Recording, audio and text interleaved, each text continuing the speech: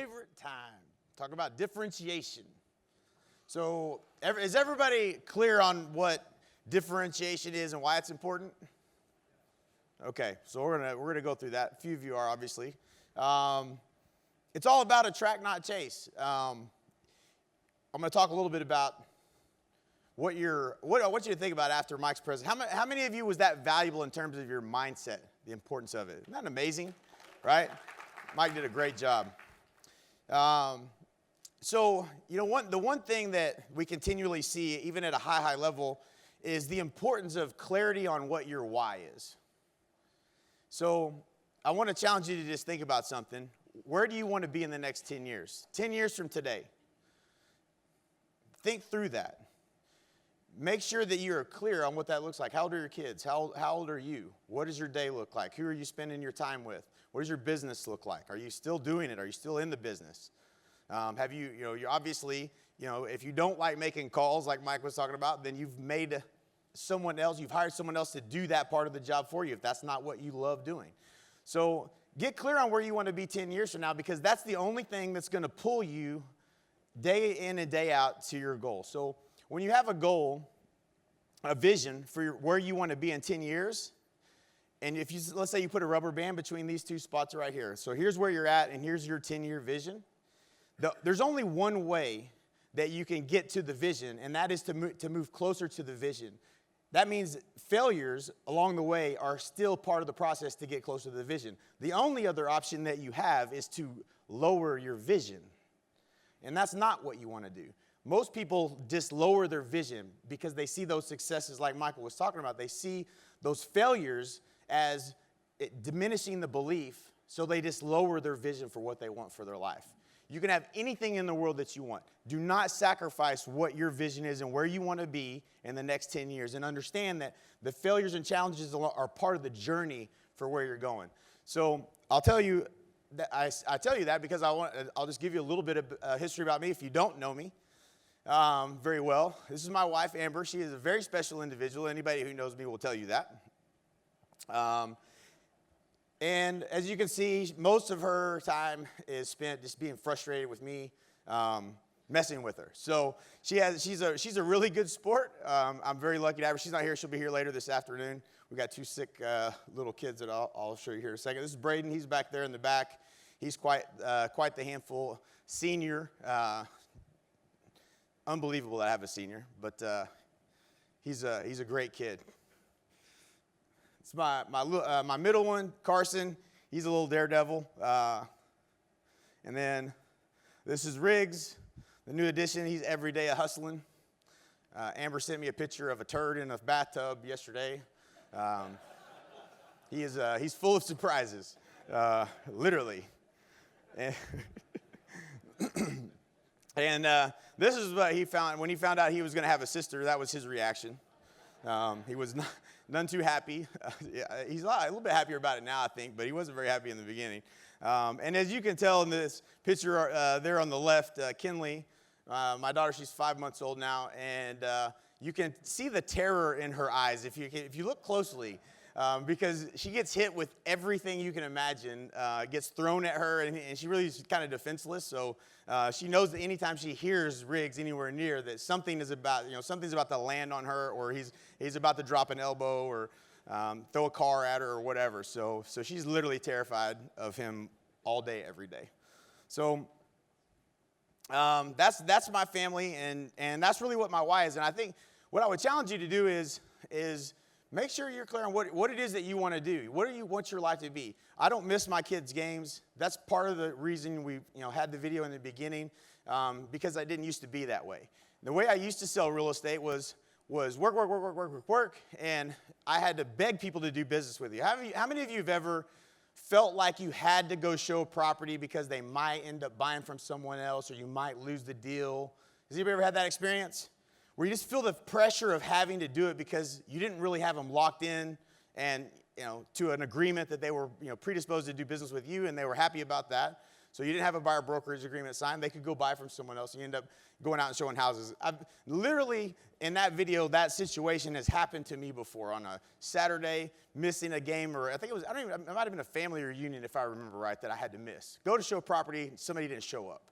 So it's a complete waste of my damn time. Let me tell you something. There's nothing more frustrating in my life than when I waste my time. That's all we have in this life. So you have to start to be pig-headed, disciplined about your time, and that's what I'm going to challenge you to do. Differentiating yourself from the competition is how to do that.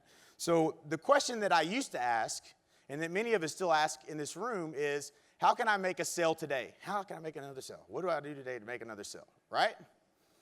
And that's not the right question.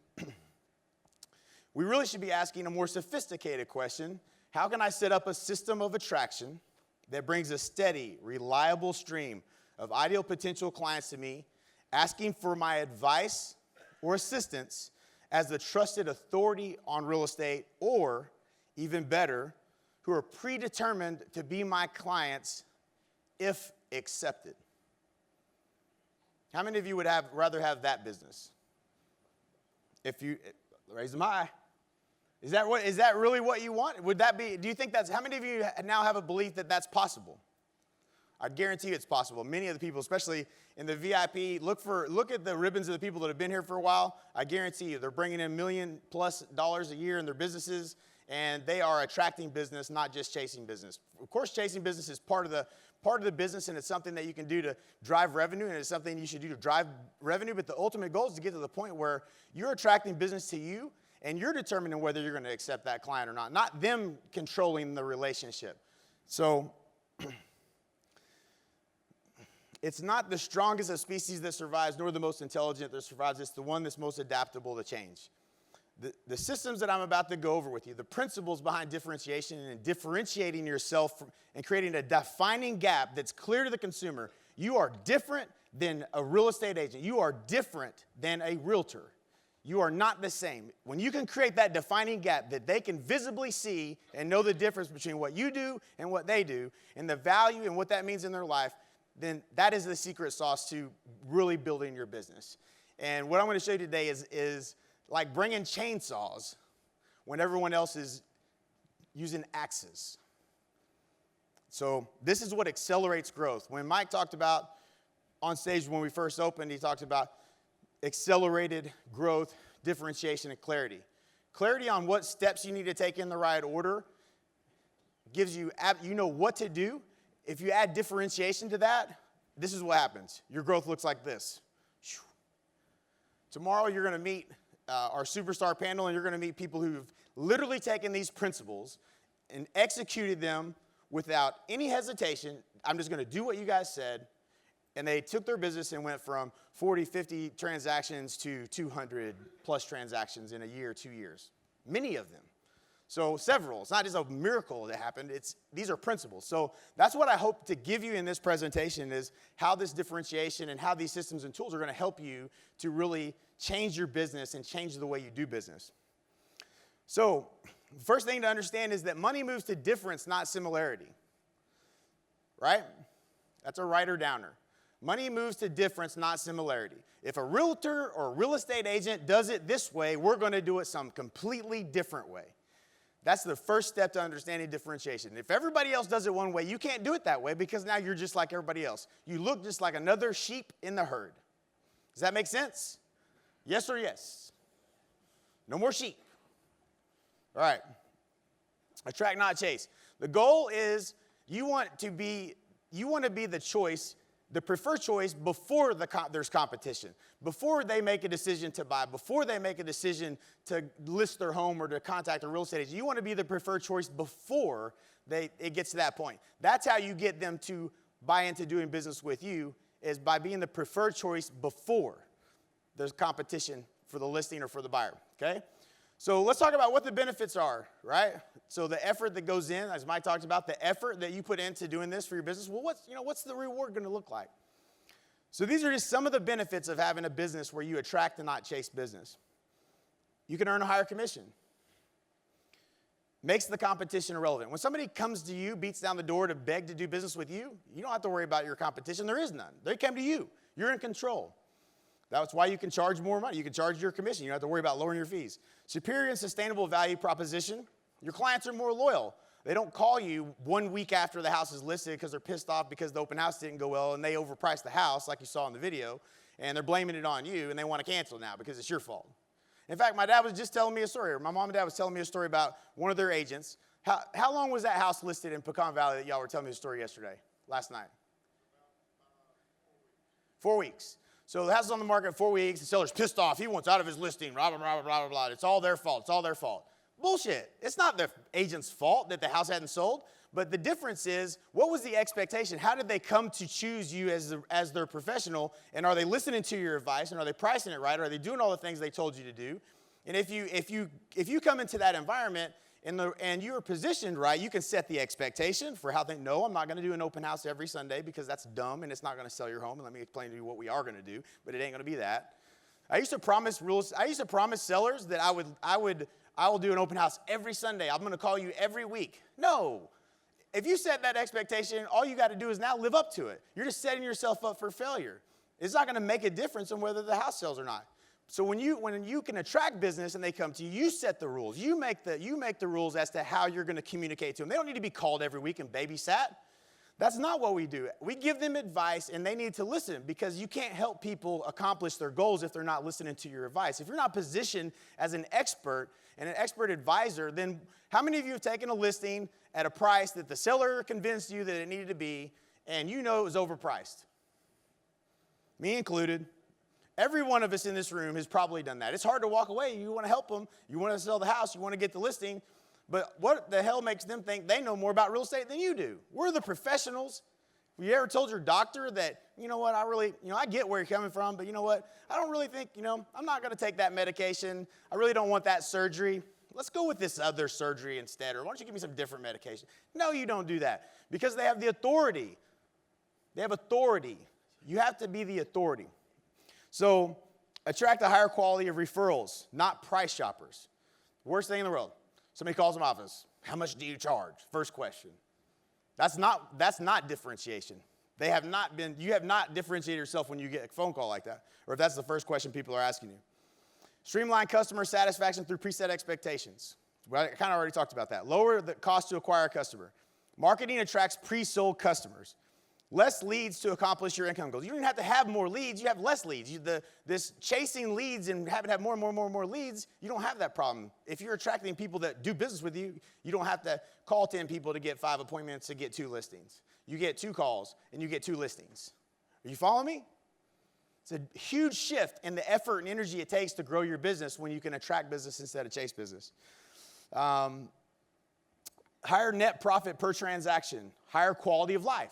When people are coming to you, they'll wait till Monday. You don't got to go on the weekends. How many of you would like to not work weekends?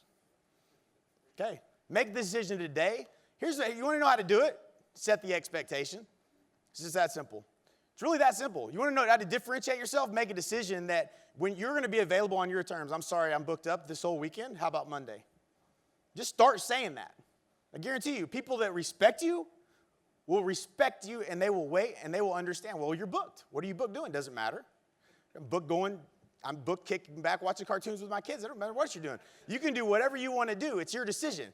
Don't feel pressured to be readily available at the beck and call of your buyers or your sellers, for that matter. If it's urgent, yeah, make an exception. If it's urgent, yeah, sure, you can set an appointment at 8 o'clock at night. That's fine. You want to do what you have to do to help the client, but don't just make that your standard practice. That's not differentiation. So that's differentiation by process.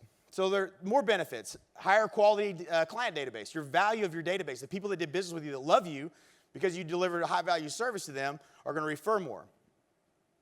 More income to create or buy business systems. You're going to have more income in your business if you're attracting business.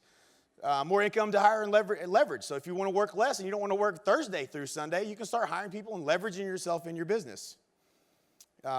Less stress, more certainty, more room for error in your business model. As you grow your business, if you're attracting business, you can make more mistakes along the way, and it doesn't cost you money. Higher level of confidence. clients trust your advice and listen. This is probably the biggest frustration I have is that clients that don't listen, if they don't listen and the house doesn't sell, they blame us. So how do we get them to listen and trust us? That's what we're going to talk about. So business is much more fulfilling at this level. When the phone rings off the hook with people that are predisposed to do business with you because they know, like, and trust you, and you are the authority on real estate in your marketplace, it is way, way, way more fun. There's way less stress, way less pressure, way less uncertainty, and it's a lot more profitable, okay? So that's the benefits of this. So differentiate or die. You must have a clear competitive advantage and add massive value to the consumer experience. So this is the question that Vern Harnish, which we'll see day 3. How many of you are excited about Vern Harnish? Okay, Vern is we're lucky. He lives in Spain. This guy helps companies go build from, $10 to $50 million companies, and he's going to be breaking down the principles upon which we've built our business and follow, and it will blow your mind. It's absolutely fascinating. This is one of the questions that he actually brings up as well, and that's not his book. This is Jack Trout's book, but this question is something that we have to ask if you're going to be able to understand what your brand promise is. So what is it that differentiates you? I want you to think about this. Do you know the answer to this question? What is it that differentiates you from the competition that really matters to the client, and that you can measure? You can say, yep, I'm doing really good at this. Do you know what that is? That's a tough question for us in real estate, right? Because we all kind of do a lot of the same thing. We do it better than other agents, but how do we really articulate that value? We're going to talk about how to do that. You're going to know how to do that after the end of this presentation, especially after the end of the day for sure. So there's 2 more sessions that are going to relate directly to that. So I'll give you an example of good differentiation. How many of you have Mr. Clean Car Wash in your marketplace? Okay, so I've not seen a lot of them. There's one here in Frisco, and I'll never forget, I was waiting for them to build this thing, and I go next door. It was next door to Michael's real estate office, and I go over there one day. It was the first day that they would open, and I get to the little drive-thru, and the guy goes, "Have you ever been to a Mr. Clean Car Wash before?" And I was like, "Nope, you just opened." So he said, and they brought this guy in from out of town to explain, to handle the presentation. He had an actual presentation that he had, and there's this, the drive-thru. You put your credit card in, and you pay for what you want. And he said, "Well, let me tell you, because I said I've never been to a Mr. Clean Car Wash." He said, "Well, let me tell you a little bit about what makes us different." He goes, "Have you ever gone through a car wash and ended up with spots all over your vehicle before?" "Yeah, actually, it drives me freaking nuts, right?" So you clean your car, and by the time you drive out, it looks like, hell. It's got little dots all over it, and it's not even clean, especially if you have a black vehicle like I did. So at the time. So I said, "Yeah, I've had that experience before." He said, "Well, that won't happen here because da-da-da-da," and he gives me all these things that are different about the water that they use in the filtration system. And I was like, "That's interesting." And he said, and then he finished with his guarantee, 96-hour guarantee. He said, and on top of that, if your car gets dirty for any reason whatsoever, if it rains in the next 96 hours, we'll wash your car again for free. I was like, cool. That's pretty cool. It may or may not rain. I don't know. I never really thought about it, but it was a good enough reason for this. So he gave me what Mike refers to as the handles to the luggage. So when I left the car wash, actually, first of all, this is really important, and you have to get this. I had the exact experience that he told me I was going to have. I went through the whole thing. My car came out. There's no spots on it. It's crystal clean. It's the cleanest it had ever been, actually. There had like 10 guys wiping it all down. Everything was spotless. Super high level of service. And I drive back over, literally next door, and I go in and I walk in the office. I said, "Mike, you got to go to Mr. Clean Car Wash. Dude, they got this filtration system that makes it where you don't have any water spots and da-da-da-da. And it's a 96-hour guarantee. If it rains in the next 2 or 3 days, I can go back and they're going to give me, or 4 days or whatever it is, they're going to give me a free car wash." You ever heard of such a thing? That's pretty cool. Now, what do you think happens when Mike's driving down the road and he has a choice to make about where he's going to wash his car? Now, historically, he would have I don't know that Mike's ever washed his car, but if he was going to, he's driving the same one he's had for like 15 years now. I think he's about to turn over 300,000 miles on his Hummer. Frugal. So if he was to wash his vehicle ever, he would probably just pull into whatever's the most convenient, right? It's like, what's different about a car wash, right? Which one has the shortest line? Isn't that how we kind of make that decision? How valuable is it for them to have a presentation being made to every single new customer about what makes them different, where I experience that exact thing, and then I leave, and I go tell somebody else that story. If everybody that you come in contact understands what differentiates you from your competition and you can articulate that, when they leave, they can tell someone that, and it's like passing on that value to the next person as a reason why you should do business with them over somebody else. Does everybody understand that? Does everybody understand that? This is extremely valuable because you know what our clients do now, even though they love us? You should call Jay. He's really nice. He's great. In fact, I heard a referral. I heard this the other day. He helped move our furniture for us. Is that the differentiation you want? Obviously, it's a value add. It's a value add. Maybe it is. Maybe it is what you want the customer to say. But I don't think that was built into the value proposition as much as it was just he was going above and beyond to serve the customer. And now he might be moving furniture every time he sells a house. But at the same time, that's value that might be part of the value proposition you might want to make. That might be something that we should be adding to our list of services we provide. Something to think about. But at the same time, if you don't want to move furniture, you probably don't want that being the message that gets passed on, right? So this is Jack Welch. And he talks about in one of his books, our strategy lasted because it was based on two powerful business principles. Commoditization is evil, and people are everything. My advice to you when you think strategy, think about decommoditizing. Try desperately to make products and services distinctive and customers that stick like glue. Think about innovation, technology, internal processes, service add-ons, whatever works to be unique. What all can we provide to the client that's going to make it a better experience that completely creates that defining gap between us and the average agent? That's where we have to focus if we want to be in this industry very long. So differentiation that does not drive customer preference is a liability. So lemonade stand. How many of you had a lemonade stand at some point? Me too. I even sold rocks on the side of the road one time. I didn't sell any, but we did sell some lemonade. You can say, this is a great depiction of what the real estate industry is right now. What AFAs do, and I'll show you what AFAs are here in a minute if you don't know. We call them AFAs. They're the average frustrated agent. And so this is, you could sell it for, for 75 cents, and then your competitor comes in, he's selling it for 25 cents, so you got to drop down to 25 cents. Or you could just make Long Island iced teas and sell it to real estate agents, and you'd be rich. Yeah, I don't see y'all at the bar. I know how many drinks get thrown down during one of these events. All right, so that's differentiation. Do you want to be the real estate agent that just drops their commission and has to do it for less? Because guess what? The next guy that comes in is just going to do it for less than you. You can't win. Well, I'm going to be the cheapest.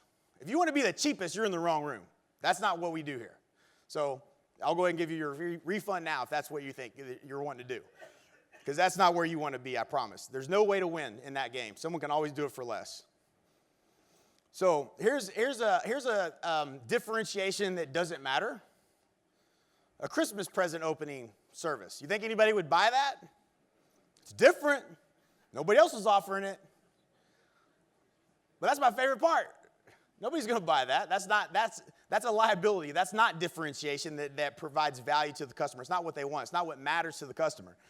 So in the book, Passionate and Profitable, if you want to win loyalty and create a customer fan base with almost a fanatical devotion, you need to create a complete experience, an amazing and surprising experience that is a value proposition.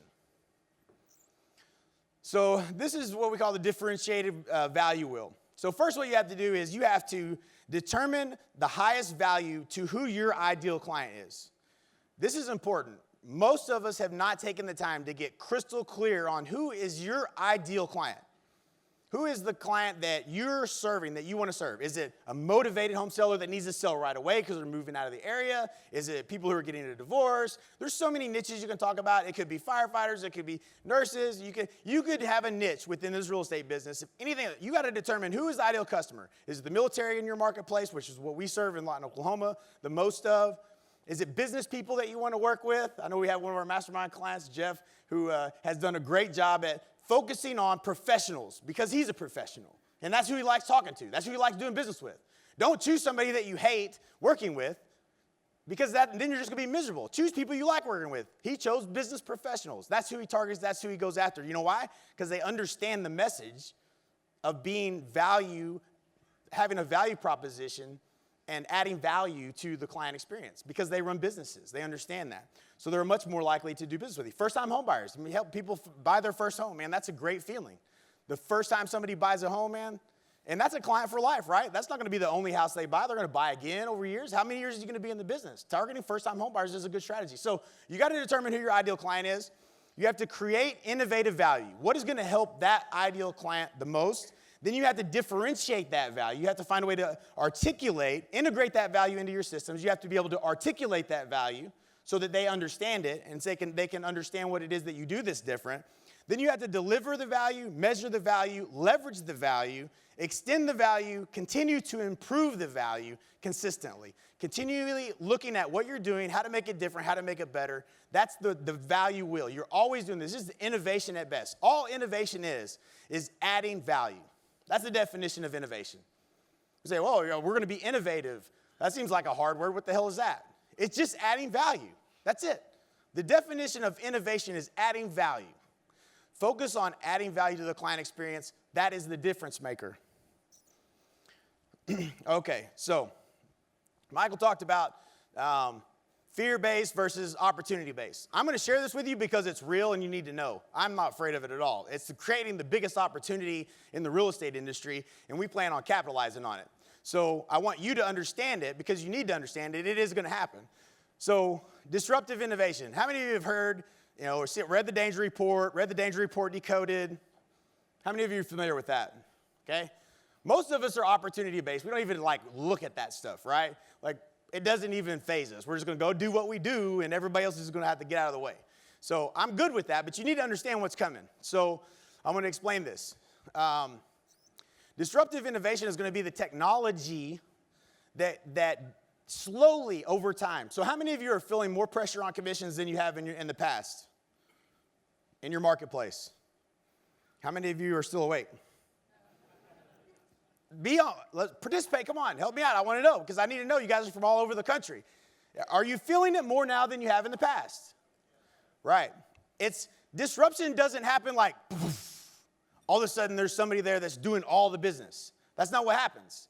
When a disruptive technology comes along, Uber being a good example, you know how many taxi cab owners probably sat around a table saying, that ain't going to ever work. That's not going to work.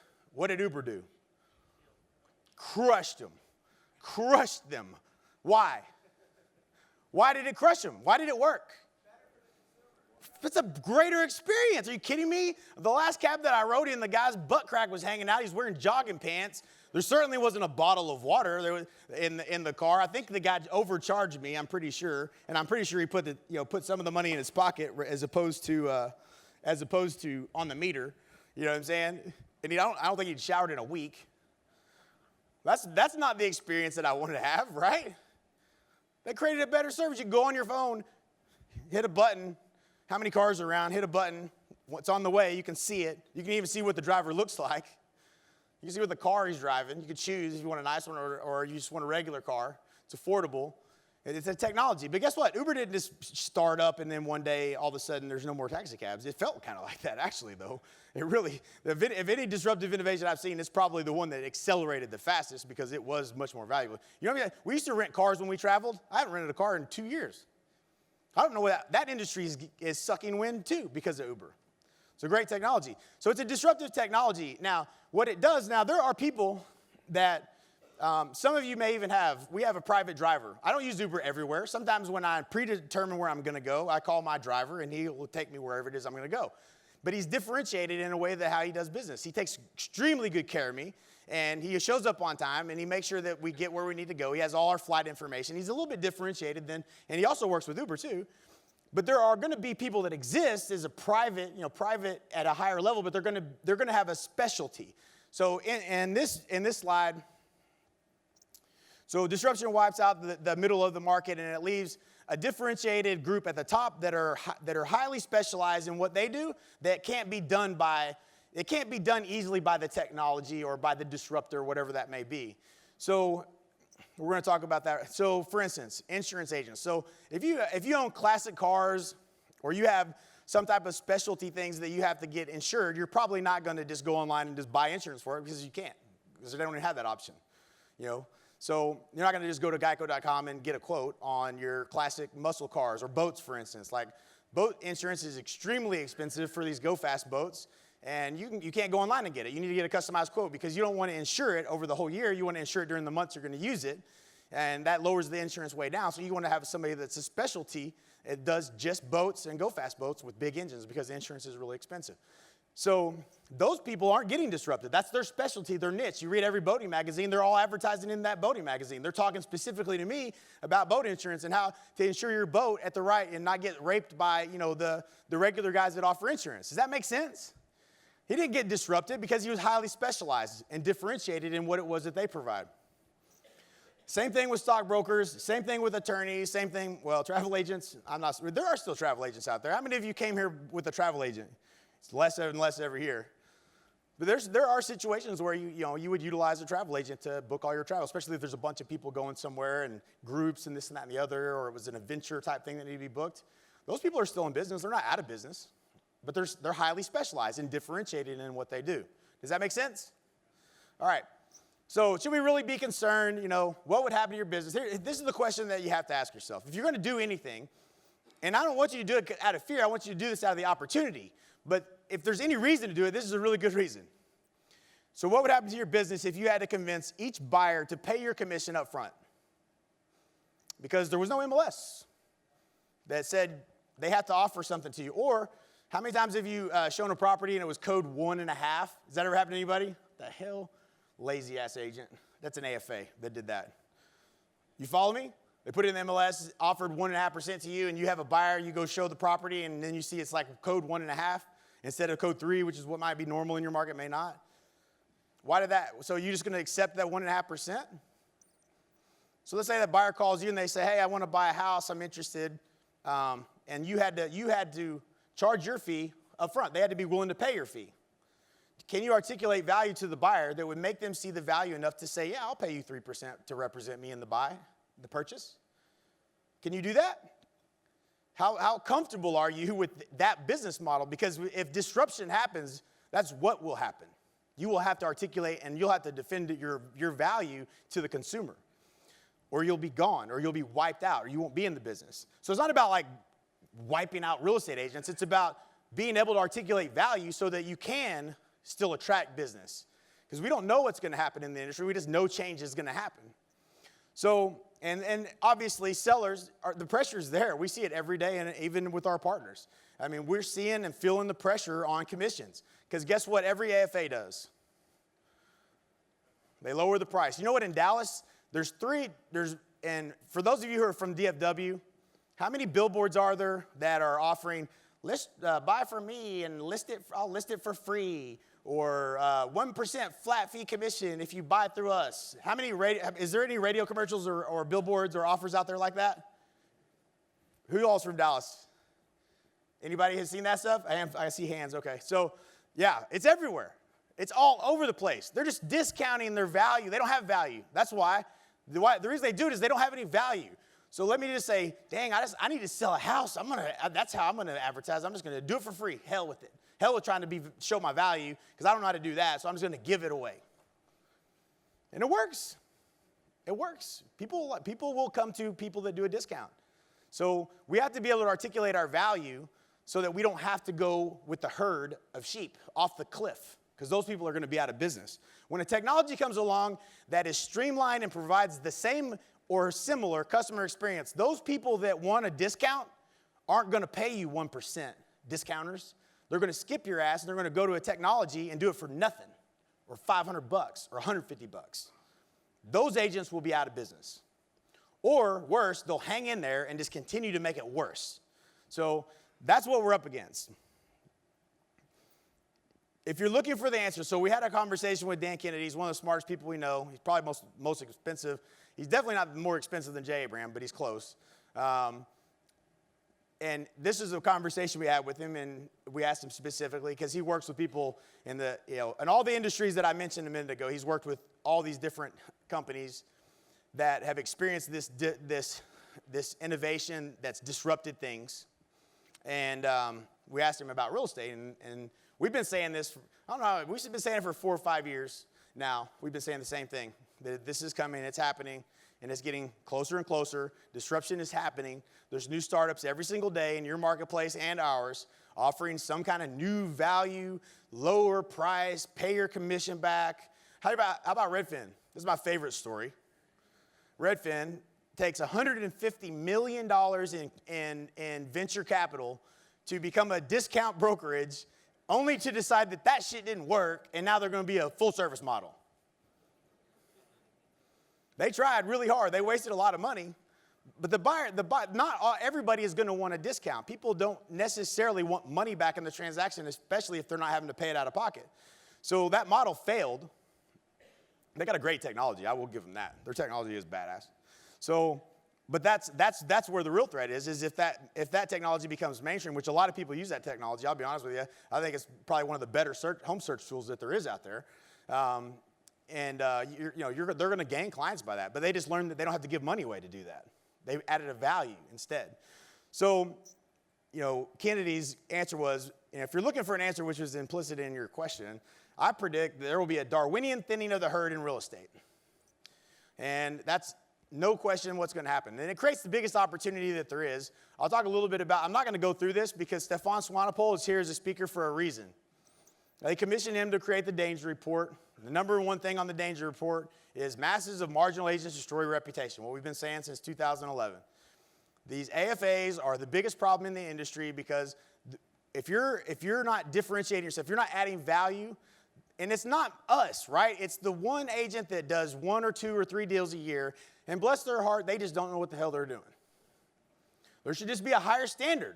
You cannot be an expert if you only do 1 or 2 or 3 deals a year. You could not possibly keep up with what's going on in the market. You cannot have had the experiences that you need to have to be able to articulate and communicate to a client what they need to do. And more importantly, have the confidence and courage to tell somebody what they need to hear, not just what they want to hear. How many of you have that conversation with your seller? Before we sit down, we say, listen, with your permission, I'm going to tell you what you need to hear, not what you want to hear. Are you okay with that? You know what they all say? No, that's what we want. That's what we want. That's what they want. They want someone to advise them, to take direction from. They don't want somebody to wimp out and tell them a price that's not going to result in what their goals are and selling their home.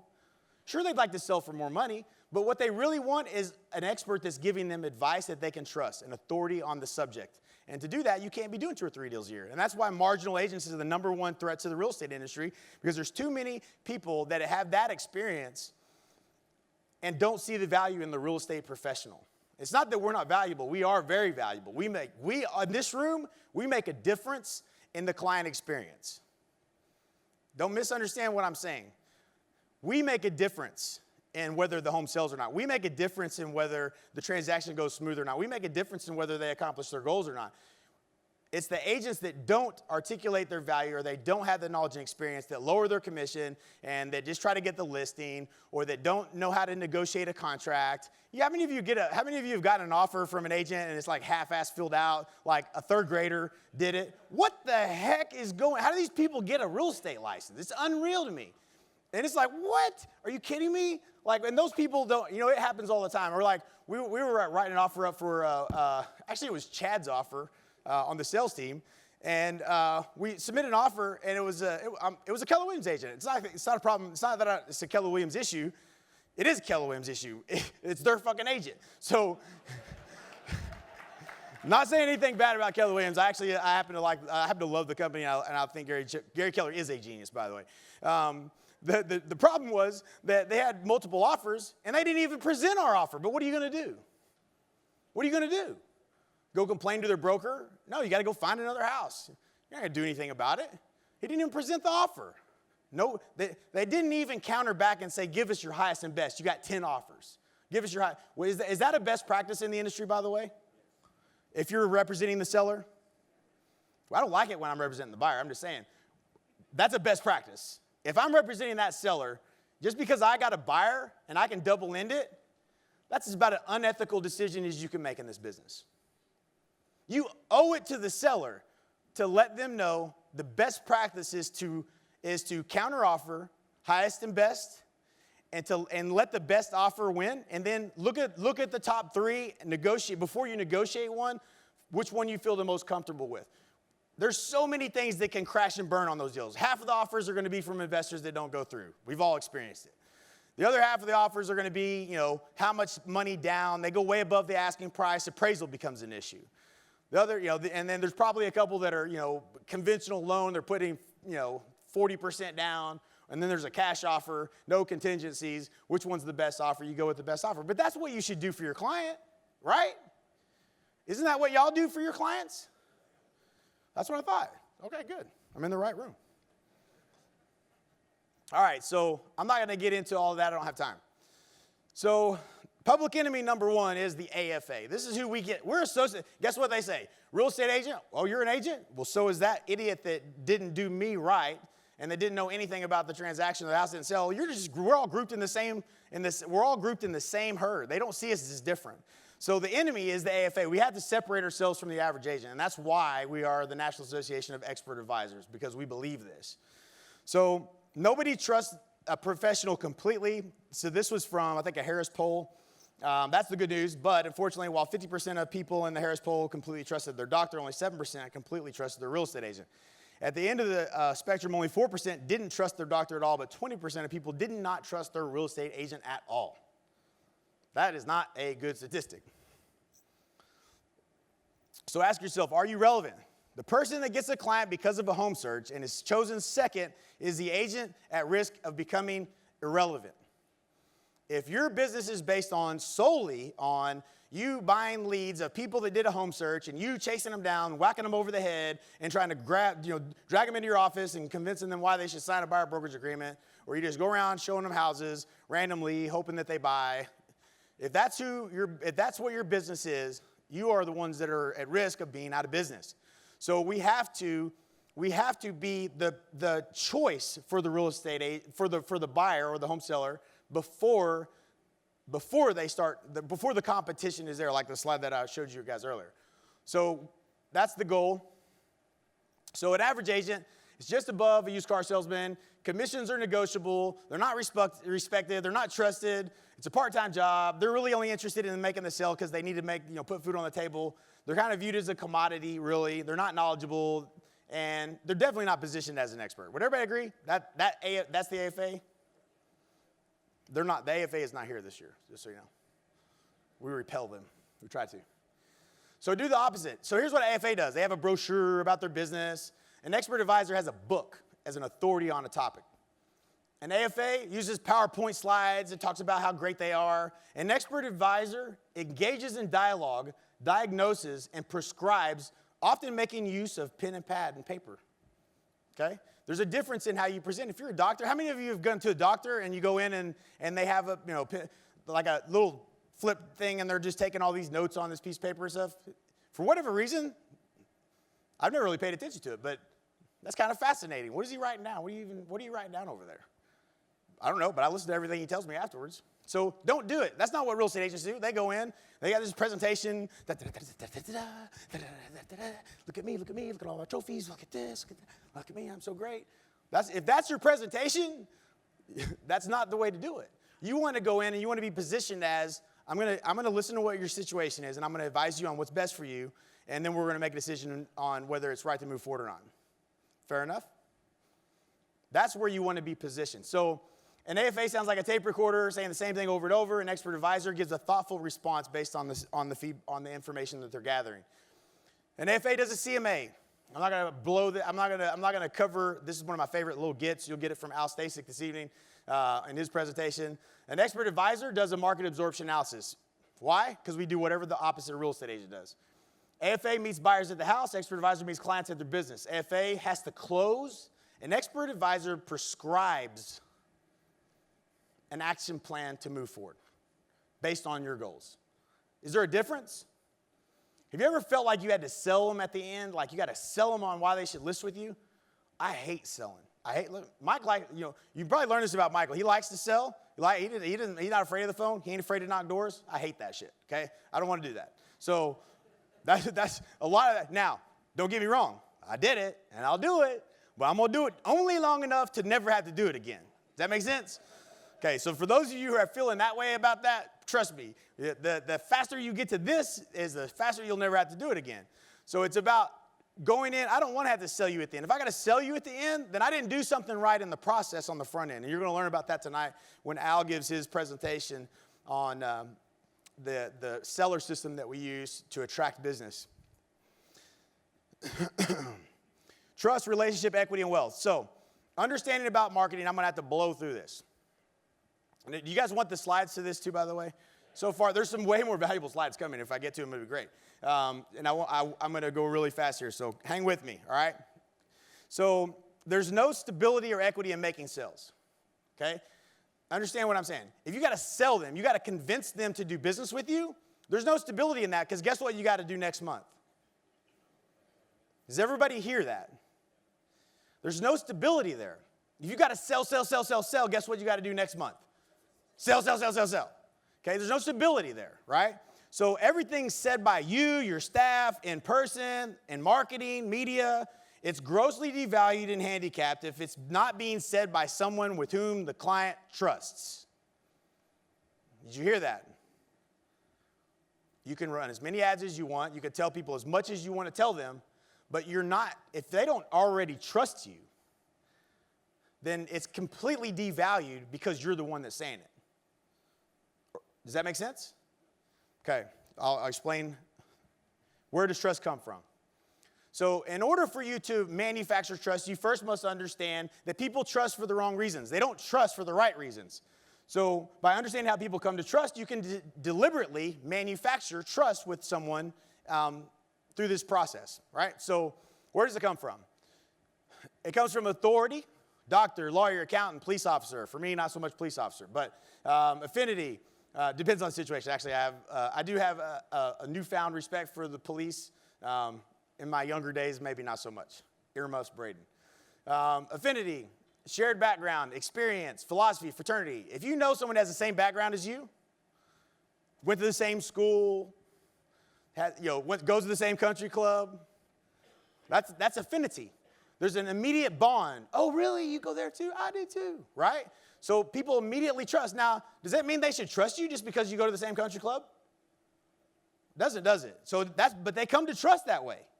So you have to understand that there are things that make trust happen. People trust you, but they're not really the right reasons. They should only trust you after they've experienced doing business with you because they know they've experienced what they thought they were going to experience. Does that make sense? Okay? So people come to trust for the wrong reasons.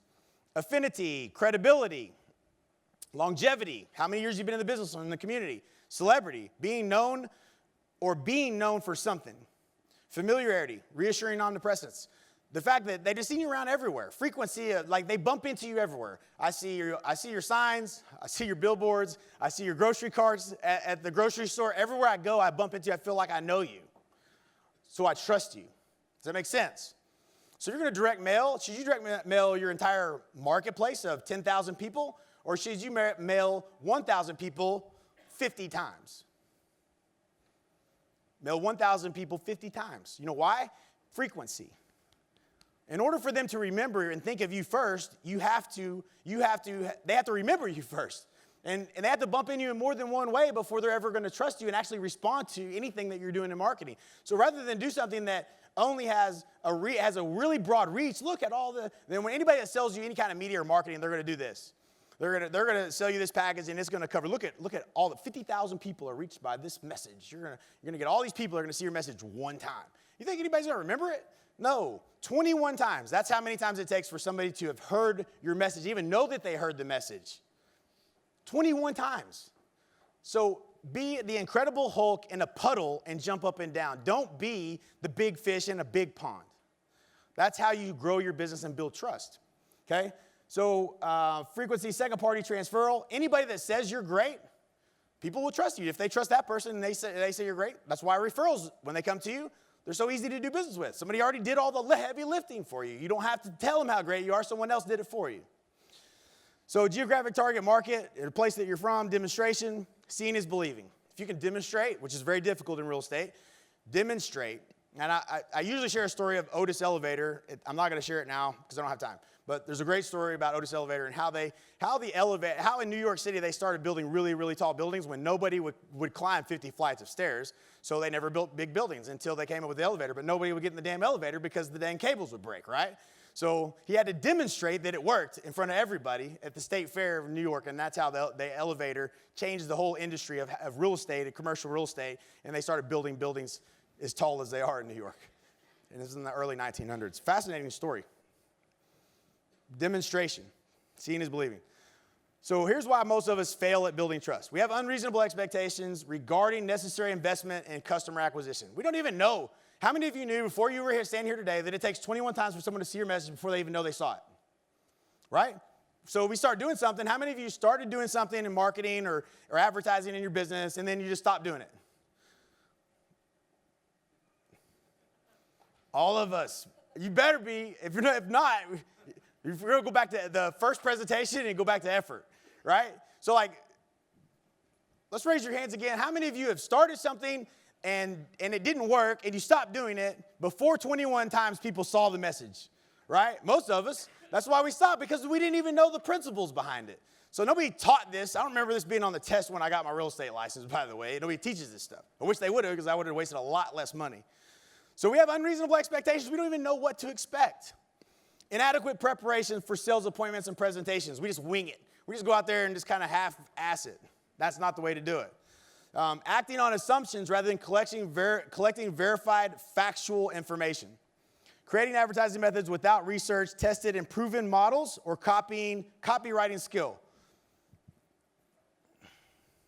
Challenges for building trust. Fear of loss of money, fear of loss of security, fear of change, fear of making decisions, fear of getting burned, fear of loss of status, fear of being sold, fear of making a mistake. We have to anticipate all of the barriers to building trust and build systems around lowering those barriers. So you're not really selling your expertise because your expertise must be assumed. So because your prospect cannot intelligently evaluate your expertise because they haven't ever done business with you. So it's not about saying I'm an expert. They don't know that. They can't possibly know that. You have to leverage all of these ways to build trust into your business. The first way to do that is eliminate the salesman stench. Am I good for maybe give me 5 more minutes? All right. If y'all want me to stop, tell me to stop. All right. Don't be immediately available. This was a hard one. I was always very accessible. Take your cell phone number off the signs. If you're easily accessible, guess what they expect? Well, you're easily accessible. You must not be that valuable. If your time was valuable, how many of you have had to wait more than a month to get in to see your dentist? What the hell's up with that? They got a lot of those little offices and everything. You would think that, it wouldn't take a month to get an appointment to get your teeth cleaned. But what do? Okay, I guess I'll wait a month, right? If you got a doctor that you really trust, you'll wait. Not suggesting that you make people wait a month, by the way. I don't think that's the business model. But you definitely don't want to be easily accessible. Don't be too flexible or compensated. Oh, yeah, we can do open houses every Sunday. That's the beginning of the end. Don't appear too eager. Don't be pushy. Don't try to hurry the prospect. Don't evade questions. Don't use familiar sales tools. If everyone else uses PowerPoint, use something else. If everyone else does it a certain way, do something different. Don't be like other salespeople. Principle of the delayed sale. Establish trust in you prior to your proposition. So before anyone ever meets you, they should have already received and consumed information about you before you ever get there. So then when you get there, you don't have to tell them how wonderful you are because the materials that arrived ahead of time did it for you. That make sense? How many of you, before you ever meet with a client, we learned this from Dan Kennedy, and Dan will not speak to an audience ever, without $75,000 and a first-class flight to and from Cleveland to wherever you're at, and a whole lot of other random things that he asked for because he's a real pain in the ass, but he's a genius. But he's a real pain in the ass. But you know what you do? You do whatever the hell it is because you want Dan Kennedy. It's on his terms. He has the terms. He is probably the best at executing what I'm telling you. But that's the value of differentiating yourself. We'll pay him that. We'll buy his flight. He'll come in, but you will have consumed information about Dan Kennedy, who he is, and you're going to learn about, what you're going to learn about in that material is he's very expensive. He's very grumpy. He's probably not going to take your money because he doesn't like you. And if he does, you'll be very lucky because he only takes a handful of clients a year. So once upon a time, knowing that about Dan Kennedy, we wanted to get closer to Dan and learn more from him. So we followed the steps and jumped through the hoops, and we had to fax in this information, and we had to send in $18,000 up front before he would even get on the phone. He doesn't have email, because that's the other thing you'll learn about him, is he's not technology savvy, and he's really grumpy and hates technology and hates Facebook and all that crap, and You're never going to see him anywhere in any of that. He doesn't even have a cell phone. That's it. But these are all things he purposely wants you to know about him around his positioning. So we sent him $18,000. That's half of the payment for a half day with him. And we wait, thinking all along the while, I wonder if he's going to accept us as a client. Think about that for a minute. He differentiated himself simply by, before ever, all the while that we've known him, been in front of his room, consumed his information, read his books, the same information is being relayed to us. We know Dan Kennedy is really expensive. We know he's grumpy. We know he's a pain in the ass. We know he's probably not going to like us and want to take our business. And we know that we got to write him a check up front before we can even talk to him about what the hell it is he can maybe even help us with. And we did all of those things, all the while thinking he might not take our money. And believe in that, honestly.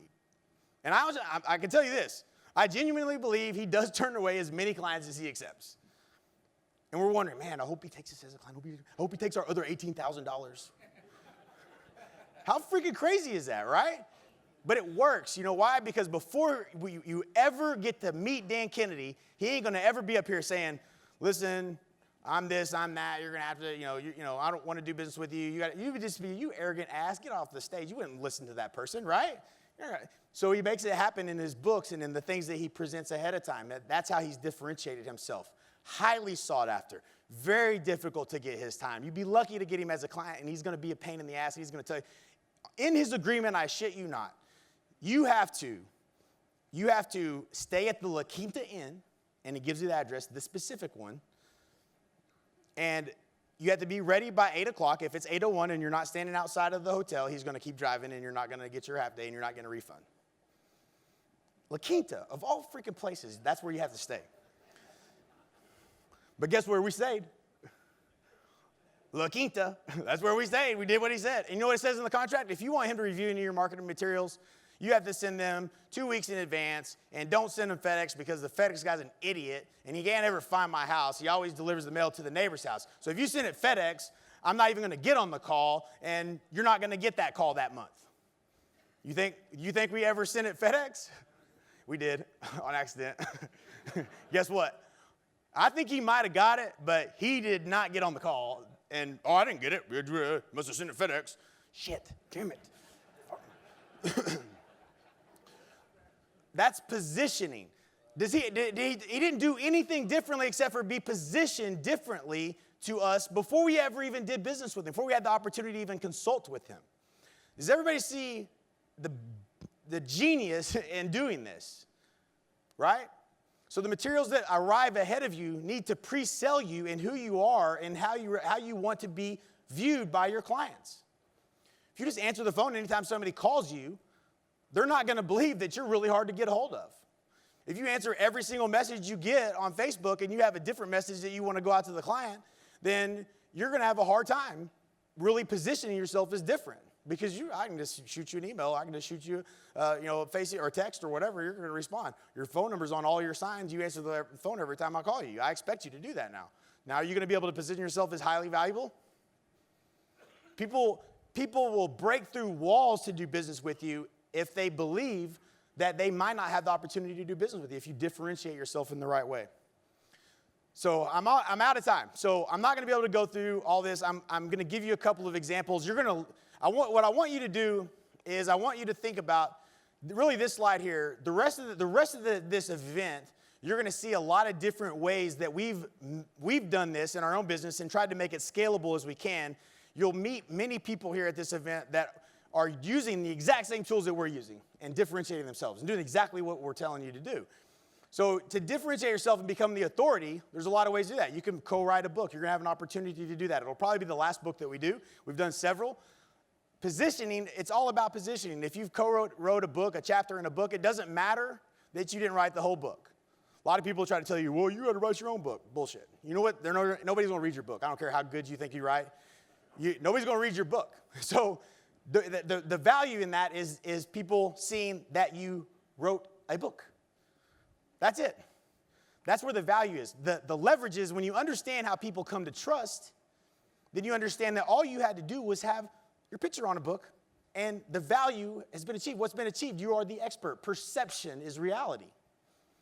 Understanding that is a big key to success if you want to attract business and not chase business. So these are just some of the examples. Being interviewed, being on a local radio show, speaking in front of a group. Just a picture of you speaking in front of a group on a topic, a particular topic.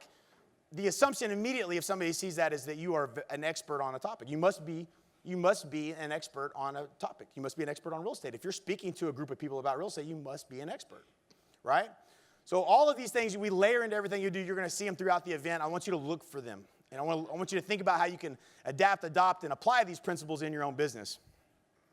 And I'm going to stop there because I know we're out of time, and I know you guys are probably ready for a bathroom break. So I appreciate your patience. There are some more slides here that have a lot more of the detail in there, and we're going to give them to you. And I'm happy to talk about it anytime. Catch me off on a break or whatever, and anything I can do to help you, let me know. So I appreciate you guys.